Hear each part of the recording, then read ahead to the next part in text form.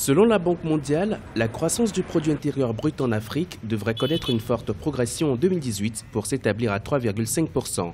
De quoi susciter un regain d'intérêt de la part des grandes puissances économiques et autres investisseurs. Les États-Unis prévoient lancer prochainement une nouvelle institution de financement du développement sur le continent capable d'investir 60 milliards de dollars dans les pays en développement.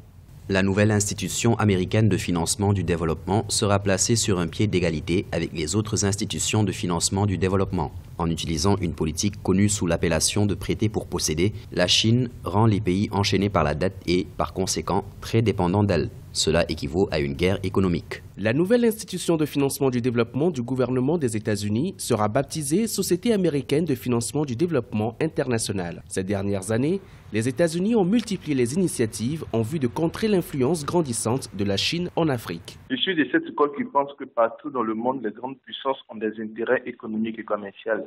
Et tant que ces intérêts économiques et commerciaux sont en jeu, tout ce qu'il faut comme instrument financier, économique, juridique, naturel qu'il faut mettre en place, ils le feront. Moi, je pense que fondamentalement, on a tous les éléments qu'il faut pour pouvoir correctement se positionner. Ça a fait de quoi tirer son épingle du jeu, au fait. Le 3 septembre 2018, la Chine avait annoncé 60 milliards de dollars supplémentaires de financement à des pays africains.